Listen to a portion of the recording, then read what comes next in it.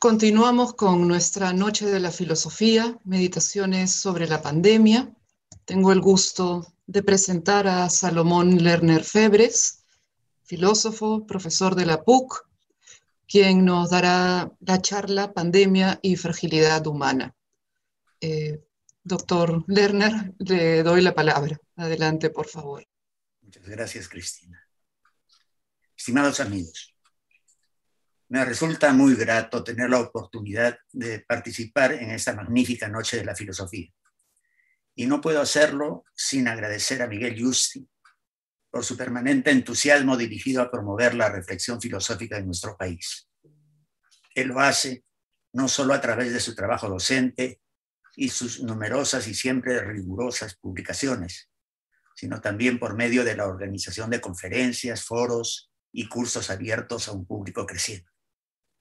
Muestra de ello es la adaptación al Perú de esta instancia de encuentro y diálogo, la Noche de la Filosofía, la cual va dirigida de la manera más convocante y generosa, no solo a especialistas, sino a todos quienes se interesen por cultivar una forma reflexiva y sensata de interrogar al mundo y a nuestras vidas colectivas y privadas.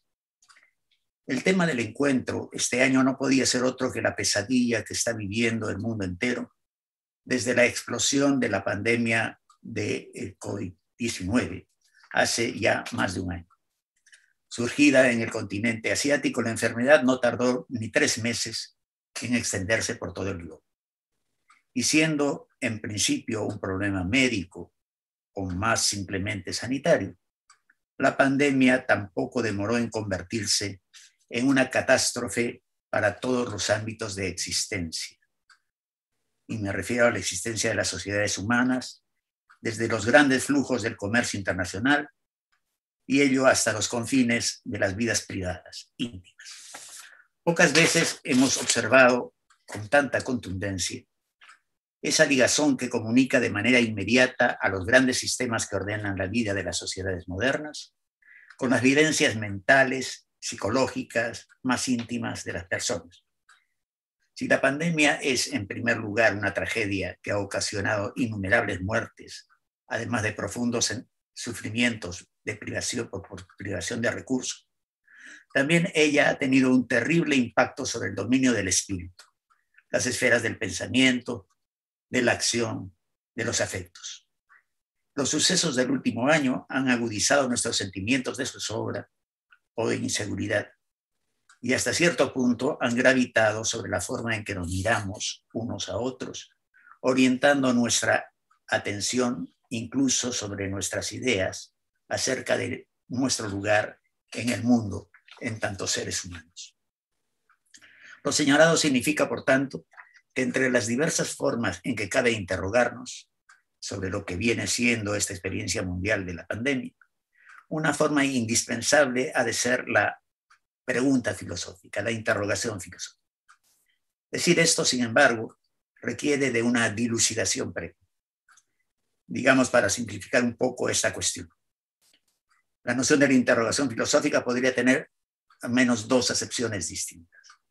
Una sería la del asedio a la cuestión mediante un método filosófico de interrogación, lo cual implicaría, entre otras cosas, un trabajo de decantación y elaboración conceptual y categorial, esto es, develar o construir la dimensión filosófica de varios de los temas intrínsecos a esta situación.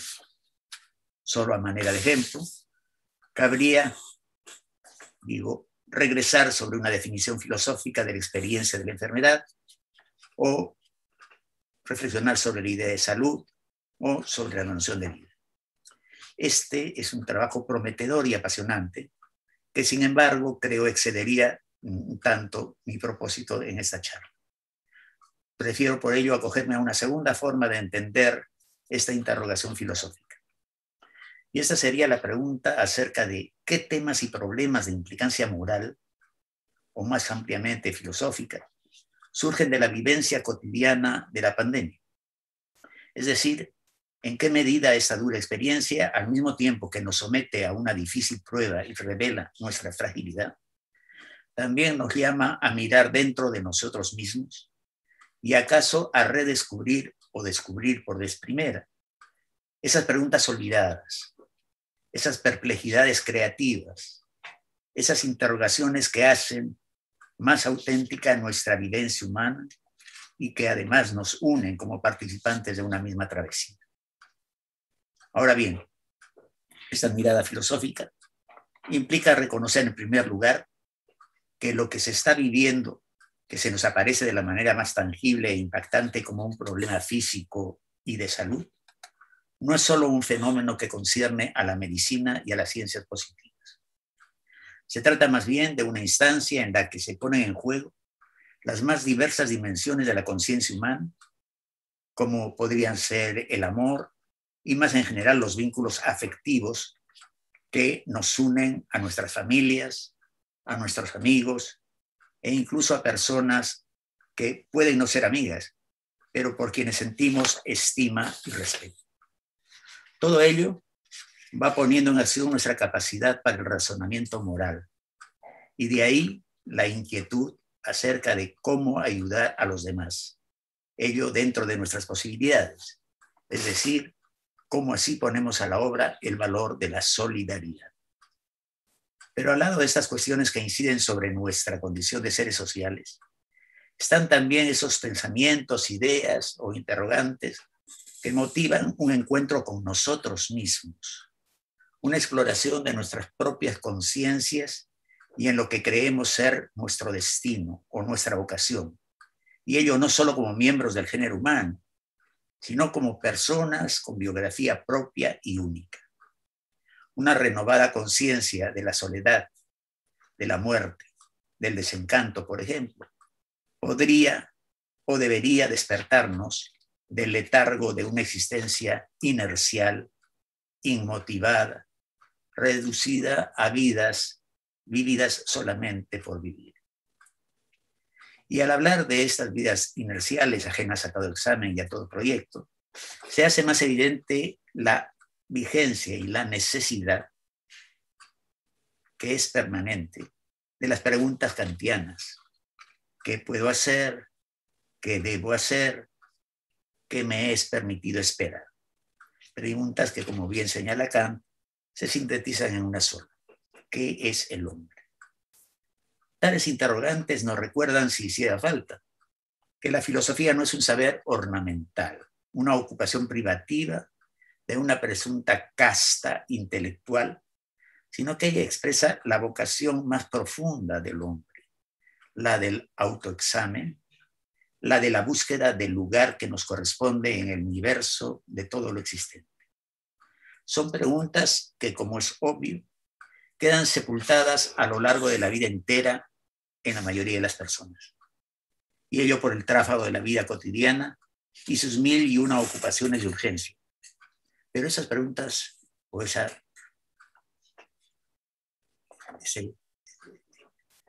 querer saber está siempre allí, latente, presto a saltar al primer plano de nuestra conciencia en ciertas circunstancias particulares. La pandemia es una de esas circunstancias.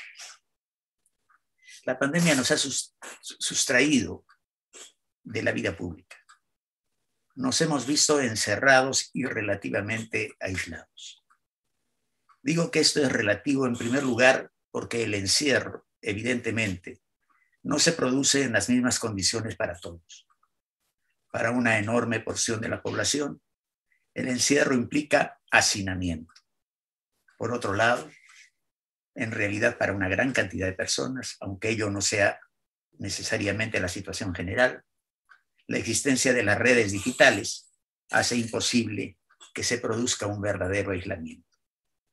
Pero de todas maneras, aún teniendo en consideración esas dos características del momento, es válido señalar también que estamos viviendo un tiempo especial de reflujo respecto de nuestras rutinas cotidianas. Y eso significa para muchos el salir del vertiginoso trajinar diario. Quebrar ese ritmo significa la posibilidad de ingresar en una suerte de tiempo psicológico distinto. En ese tiempo mental diferente es posible un encuentro consigo mismo y un redescubrimiento de aquellas preguntas que, aunque se encuentran en potencia en toda psique humana, por lo general se hallan relegadas en los márgenes de nuestras conciencias durante toda nuestra vida. Como se recordará, estar fuera de sí mismo, haber salido de sí, es una de las acepciones predominantes cuando se toca el concepto de alienación, de pérdida del ser sí mismo, del abandono de la identidad más propia. Y es cierto que lo que llamamos vida cotidiana es una instancia de cierta alienación, en el sentido señalado. El mundo contemporáneo, o el mundo moderno en general, ha rodeado nuestras vidas de una serie de solicitaciones, exigencias, demandas, entre las cuales es difícil distinguir lo que realmente es necesario para una vida humana digna, de aquello que es superfluo, pero que siéndolo es percibido muchas veces como una necesidad radical. Y esto es así porque mucho de lo que sentimos como necesario se funda en realidad en actitudes de emulación o de búsqueda de prestigio, de estatus, de prominencia o incluso de dominación sobre los demás. Y ello nos embarca en una carrera de conquista desenfrenada. Pero no todo es búsqueda de ventajas. También es cierto que una sociedad como la peruana, con sus persistentes abismos de desigualdad y con su consuetudinaria negación de derechos y desvalorización de la vida humana, somete a las personas a una incesante lucha por la supervivencia o por la salvaguarda de su integridad. Una sociedad que mantiene a su población en el límite de la supervivencia es particularmente cruel, no solo por las privaciones materiales que impone, sino también porque cercena las posibilidades de desarrollo espiritual e intelectual de las personas. Es una sociedad que condena a la alienación.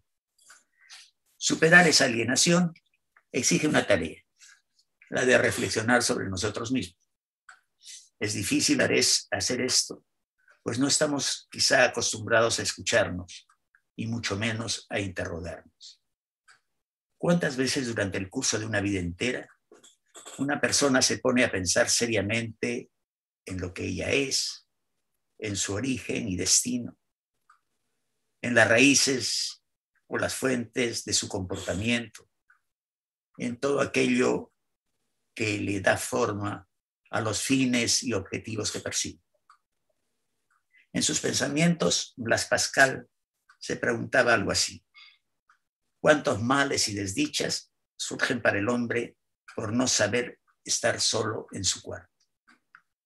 Esa interrogación parece delatar cierta tendencia al solipsismo, pero esa sería una interpretación errónea de lo que significa el encuentro consigo mismo. En realidad, en cuanto somos seres inevitablemente sociales, una vida individual examinada no se agota en el ascetismo insular, sino que es una preparación para una mejor vida en comunidad. Conocernos a nosotros mismos, someter a examen nuestros propósitos y proyectos, reconocer las raíces de aquello que creemos, es también una manera de advertir nuestros límites y los puentes que nos comunican con los demás.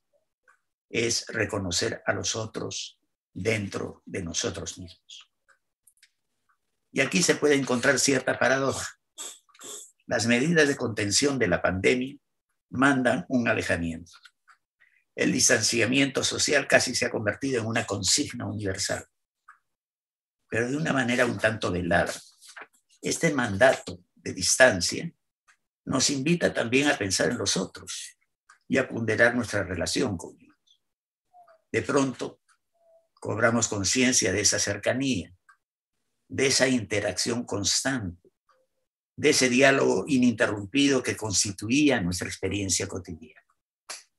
Los otros se hallan tan presentes en cada momento de nuestras vidas que, otra vez de manera paradójica, tienden a difuminarse en nuestras conciencias. Incluso se podría decir que en el peor de los casos, esos otros, por su presencia rutinaria, terminan objetivados o cosificados por nosotros. Aparecen como medios o como instrumentos de nuestras acciones y propósitos, o de lo contrario, se nos presenta como obstáculos. Pero en todo caso, resultan de alguna manera integrados en el mundo de los objetos que nos rodean y de los cuales nos servimos o a los cuales creemos preciso imponernos para realizar nuestros fines. Esa es una manera de estar en el mundo que nos disminuye o que en última instancia desnaturaliza nuestra condición humana. Sin embargo, curiosamente, sería posible que la obligada distancia que hoy en día experimentamos nos condujera a recuperar la presencia del otro o nuestra experiencia del otro, y ello de una manera más humanizante. Emmanuel Levinas señalaba que en el rostro del otro se anunciaba la presencia de Dios. Somos constituidos en nuestra plenitud humana por la mirada de los otros. La presencia de ese otro, que en el pensamiento de Levinas está simbolizada en la viuda, el huérfano, el peregrino, nos completa no solamente por la mirada que nos devuelve, sino también, y de una manera muy significativa, porque nos infunde una responsabilidad. El ser humano se construye, en efecto, por esa responsabilidad, por esa necesidad y obligación de dar respuesta al mundo exterior. Pero en tanto ese mundo exterior humano no está compuesto solo por cosas, sino también y fundamentalmente por otros seres humanos, esas respuestas entonces solo pueden ser de carácter moral. Digamos así que la presencia del otro es la condición y la oportunidad para el desarrollo de nuestras vidas en tanto sujetos morales. Ahora bien, una particularidad del momento que vivimos bajo el mandato del distanciamiento y el aislamiento es que junto con aquel concurre otro mandato, que es justamente el de cubrirnos los rostros con mascarillas que los protejan. Pero eso no hace sino resaltar la dimensión espiritual del rostro. Comprendemos que el encuentro con el rostro de los otros no se reduce a una revelación de rasgos físicos. Hasta podríamos decir que se trata justamente de una abstracción de los rasgos físicos concretos.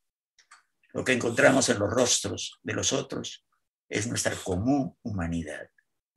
Y en nuestra circunstancia presente, esos rostros semicubiertos que denotan temor, inquietud, vulnerabilidad, nos hacen redescubrir nuestra compartida pertenencia a una humanidad, a pesar de todo, doliente y al mismo tiempo esperanzada. Pero hay algo más. El cumplimiento de ese mandato de autoprotección implica asimismo un cuidado de los demás, una actitud de respeto hacia los temores y la búsqueda de seguridad de los demás.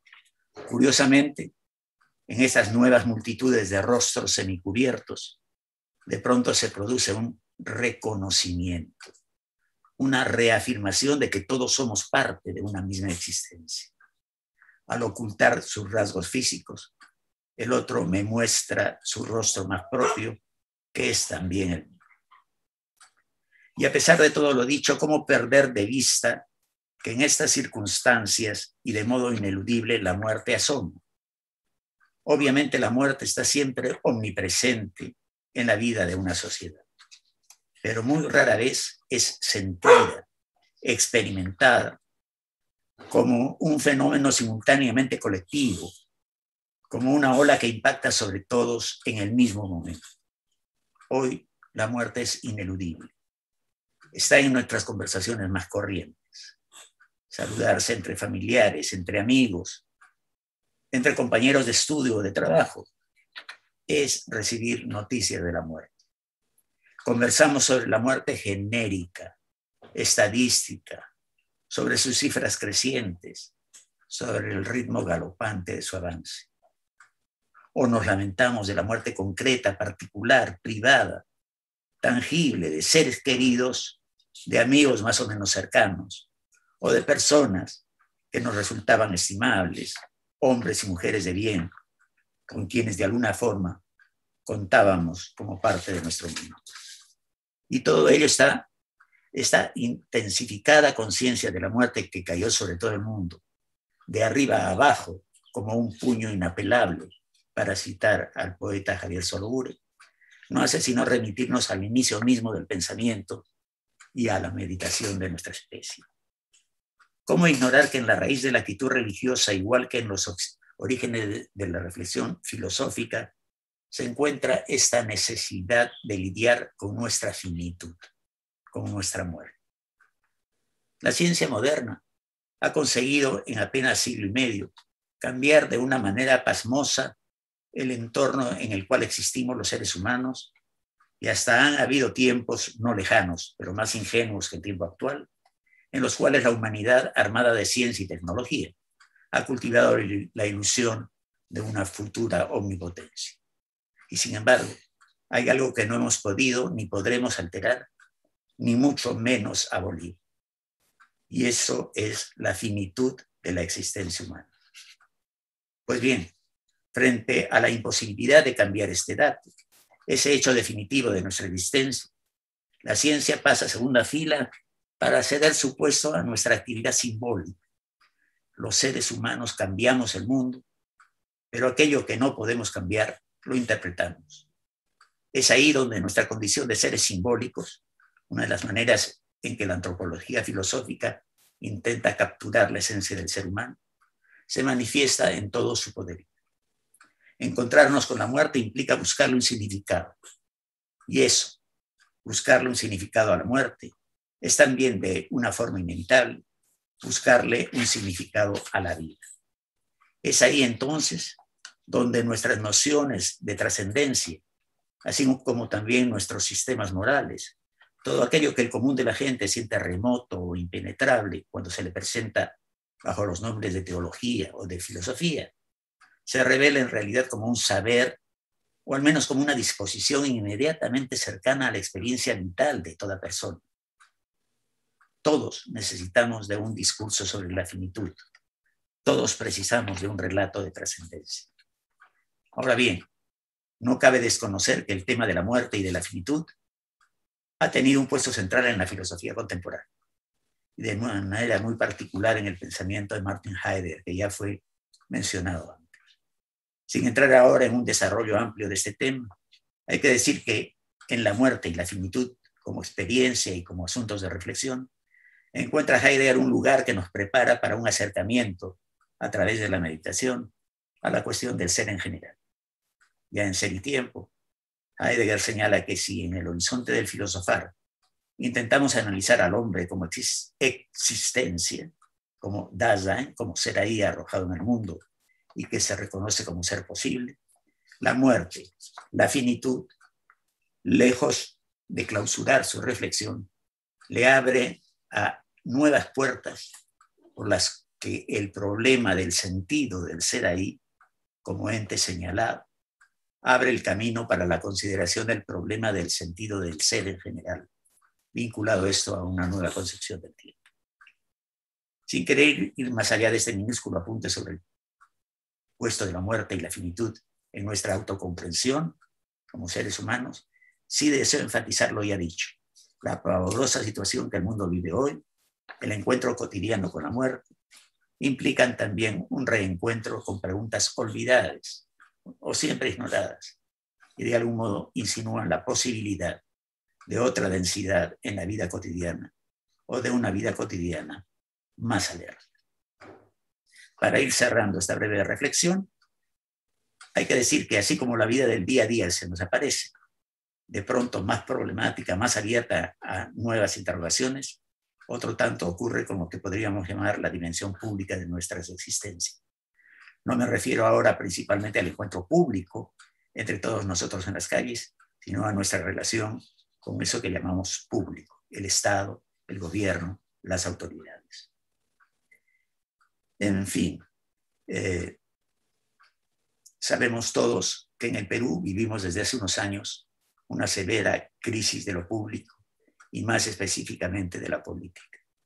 Si solo nos refiriéramos al último quinquenio, tendríamos ante nosotros un espectáculo de corrupción, desgobierno, de predominio de los intereses más egoístas, un afán de destrucción de buena parte de los políticos, de todo aquello que debería servir para hacer más vivible nuestra democracia.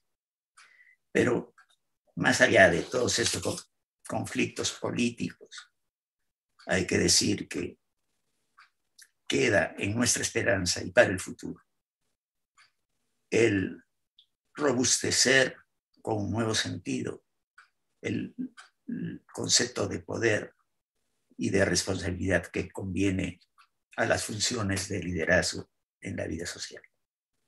Y que más allá de conflictos concretos que por lo general giran alrededor de términos minúsculos, lo que hoy tenemos en nuestro país es un problema de responsabilidad. Todo lo dicho finalmente nos lleva a un punto, y con esto termino. Apunta a que alentemos la búsqueda de sentido dentro de nuestras vidas. Ello implica dar forma definida a sensaciones, sentimientos, e insertarlos en nuestra conciencia como preguntas, como temas de reflexión, como conocimiento y reconocimiento de diversas dimensiones de nuestra existencia, en lo privado y en lo público.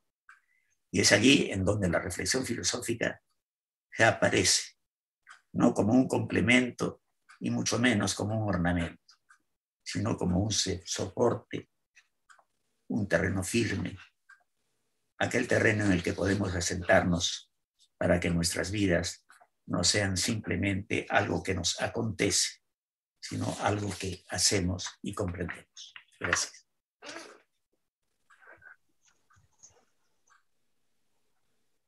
Muchas gracias.